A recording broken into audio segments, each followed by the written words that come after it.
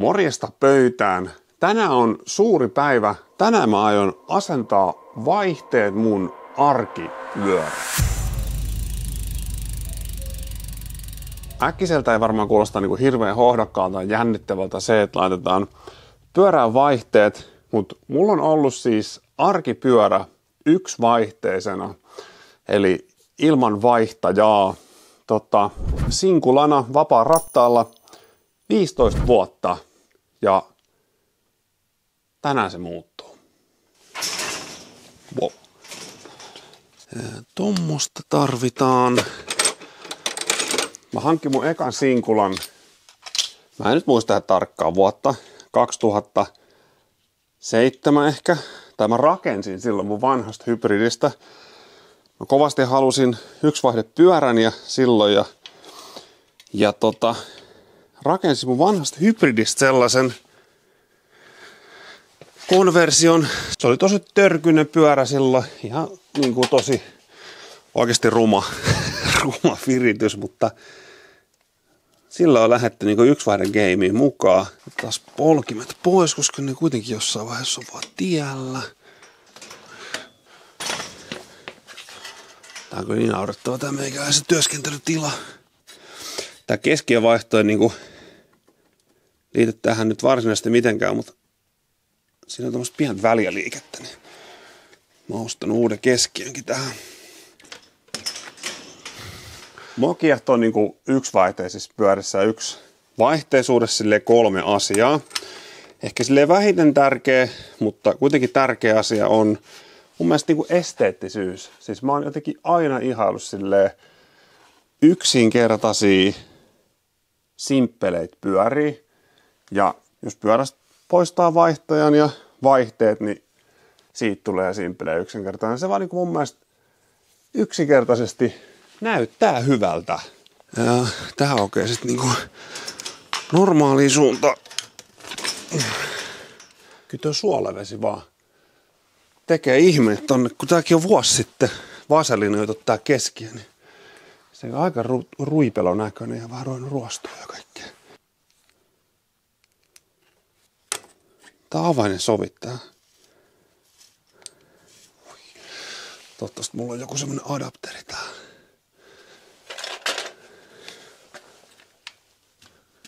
Siis crazy. Aivan hullu. Tän takia tää on olemassa. Miksi näissäkin pitää olla eri kokoisia näitä kierteen? Mä en niinku vaan ymmärrä. Se ei voi tehdä vaan silleen. Mikä siis standardeissa on niin jotenkin vaikea asia? Mä en tiedä. No miksi et sä nyt mene paikalle sitten? Ei millään jaksas kääntää tätä pyörää, että saisi niinku järkevämmän asennon. Toinen asia mun mielestä yksivaihteisuudessa on se niinku ajamisen yksinkertaisuus. En mä tiedä, kaikkea sitä niinku ymmärrä ja jotenkin se, että kun ajaa pyörällä, ei ole vaihteita, niin siinä on niinku yksi asia vähemmän mietittäväksi. Sitten kun sä tuut mäkeen, niin sä et niinku mieti, että millä vaihteella tuohon mennään tai että nyt on väärä vaihde, vaan sä oot aina tyytyväinen siihen vaihteeseen, mikä sulla on. Ja sit jotkut on mulle silleen, että en mä ainakaan mieti sitä vaihtajan käyttöä ja en mäkään mieti niinku silleen aktiivisesti vaihtajan käyttöä, mutta sitten kun sitä ei oo, niin kyllä se pyöräily vaan on yksinkertaisempaa. Mun mielestä yksivaihteisella pyörällä on niinku heittämällä silleen huolettomampi ajaa. Siinä on yksi asia vähemmän mietittäväksi. Nyt päästään sitten tähän varsinaiseen yksivaihden niinku konversioon käsiksi. Tää välityshomma on vähän silleen mysteeri, että kaupassakin juteltiin se myyjäkaan, että mikä sellaista välitystä laitetaan. Sitten mä oon silleen, että no en mä tiedä, kun mulla on ollut niinku yksi vaihde ja se on ollut tavallaan aina. Sulla on aina oikea tai aina väärä välitys, kun mä haluan asian nähdä ja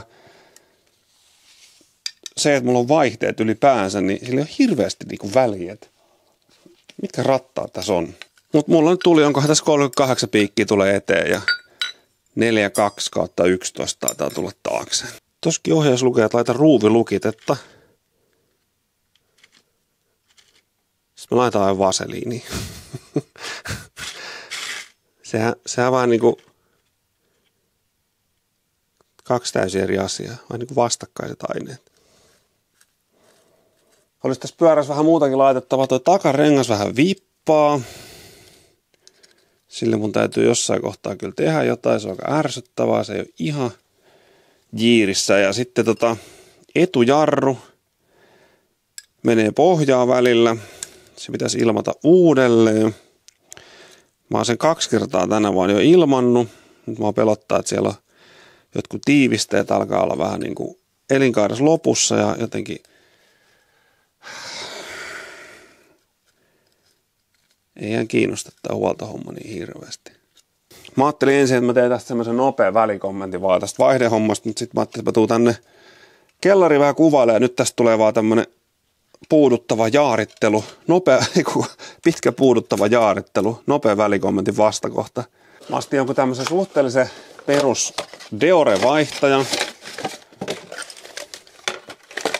Näissä hommissakin on vähän se, että täällä pyörällä ajetaan tuon niin kuin kaikessa kelissä ja se altistuu niin kuin kaikelle. Tää ei mikään semmonen kiva kesäpyörä, millä ajetaan vähän hyvää säällä, vaan täällä ajetaan niin kuin kaikessa. Ja se tarkoittaa sitä, että mä en jaksa laittaa mitään niin kuin hipoiluosia. Mitään törkyhintaisia hifistelyosia, vaan pannaan jotain sellaista, että ei harmita sitten ensi keväänä vaihtaa uudestaan. Mutta oikeasti se isoin ja itselle niin kuin tärkein syy ajaa yksivaihteisella pyörällä on se, että ne on niin kuin helppo huoltaa. Siis jotenkin tällaisella pyörällä, millä ajetaan joka päivä säässä kuin säässä. Se altistuu tuon kaiken näköiselle niin kuin menolle ja meiningille, soralle ja suolalle ja hiekalle ja sateelle ja vedelle ja pakkaselle. Ja sitten kun sillä ajetaan joka päivä, mäkin ajan tällä joku 3000 kilsaa varmaan vuodessa.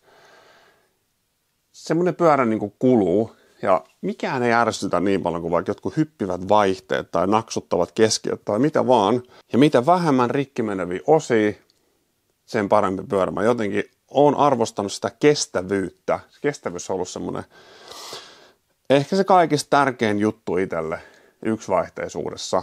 Vähemmän liikkuvia osia, vähemmän hajoavia osia.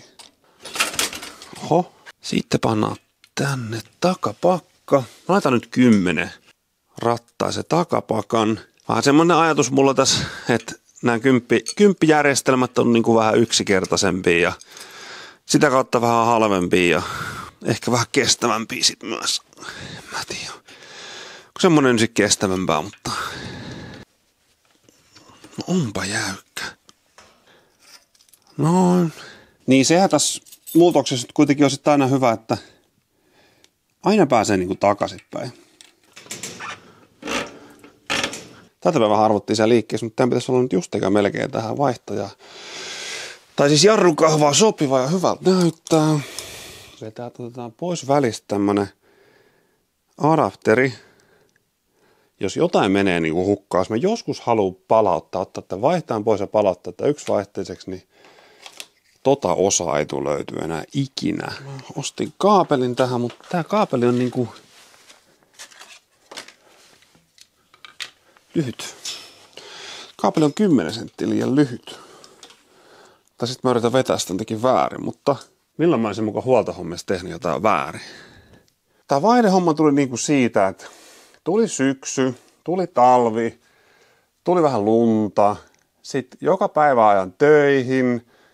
Joskus on 5 senttiä lunta, joskus on semmoista kevyttä pakkaslunta, joskus on semmoista painavaa sulaa lunta, joskus se on vaan sellaista pelkkää loskaa, joskus sitä on 20 senttiä, sitten tuulee ylämäkiä, nastarenkaat, pyörä muuttuu raskaammaksi. Tämä ajatus on niinku pulpahtanut tässä useamman kerran syksyllä, että nyt jos mä niinku voisin, niin nyt mä kyllä vaihtaisin pykälää pienemmälle. Ja mulla on ollut semmoinen tapa, että mä vaihdan talvivälityksen pyörää, vaihdan vähän kevyemmän välityksen, eli joka tapauksessa olisi vähän pitänyt täällä kellarissa rempata. Ja sitten viime viikolla oli semmoinen päivä, että oli niinku 5 senttiä taas sellaista märkää painavaa lunta ja törkeä vasta tuuli, sato sellaista niinku jotain räntää naamaa, siis silleen, että sattu naamaan, kun sato. Ja sitten mä vedin jotain ylämäkeä silleen, että en varmasti taluta. ja sitten runttasin silleen ihan täysillä sitä ylämäkeä. Sitten mä olin silleen, että jos mulla olisi vaihteet, mä vaihtaisin nyt pari pykälää pienemmälle ja vaan menisin tämän mäen ylös. Ja sit jotenkin, ei ollut ensimmäinen kerta kun se ajatus tuli, mutta sitten oli silleen, että okei, nyt saa niinku riittää. Nyt tää niinku riittää. Nyt pannaan vaihteen. Sitten mä oon kuitenkin näitä pyöriä silleen, täysin huoltanut ja säätänyt ja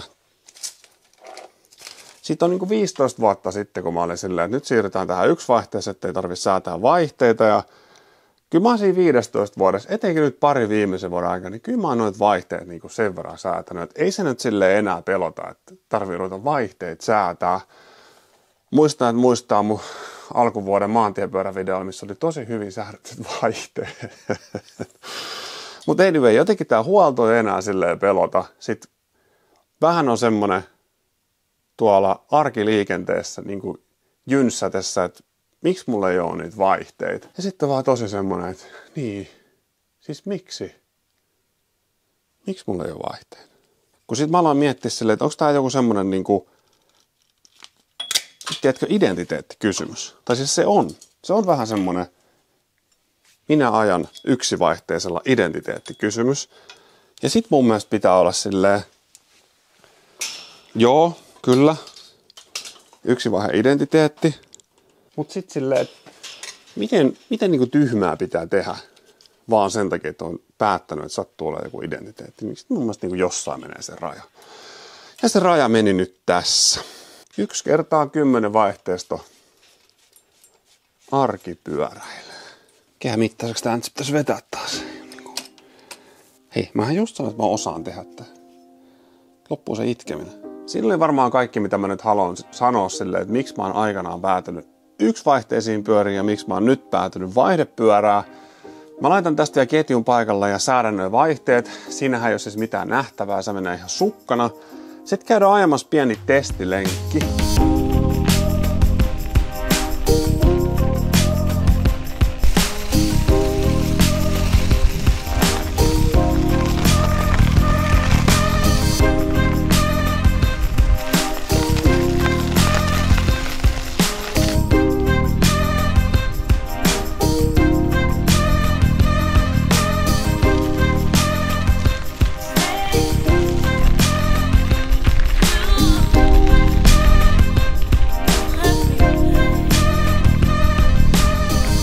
Työmatkalla ton merentutkimusalus Arandan ohi joka aamu ja mä aina niin välillä silleen leikin semmoisella ajatuksella, että mitä jos olisi töissä tuolla laivalla? Mitä se niin tuntuisi olla joku meribiologia seilata tuolla Itämerellä sen sijaan, että istuisi konttorissa joka päivä. En tiedä. Ei tässä elämässä.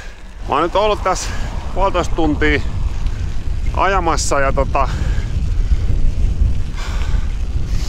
ensi fiilikset.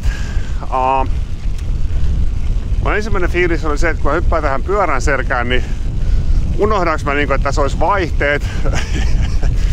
Että jotenkin lihasmuistista ei vaan lähdekään vaihtaa vaihteita, mutta kyllä se jotenkin heti lähti vaan rullaamaan.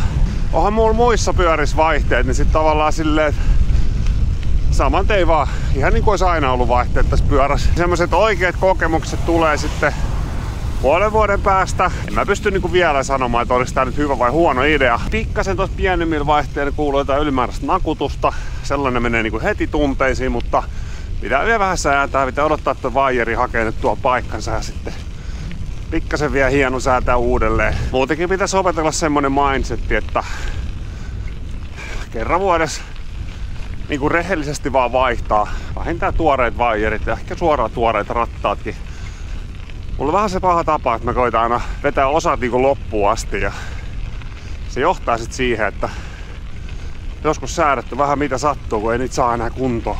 Semmonen aha-elämys tossa tuli yhdessä mäessä, että oli silleen, että onpa ärsyttävä kitkuttaa ja sit nykäsinkin pienemmällä oli silleen, että niin aivan, että nää se homma niinku kuuluu toimii. Rumahan tää niinku sitten mun mielestä pääsee vaan yli. Ei vaan oo enää niin hyvän näköinen pyörä.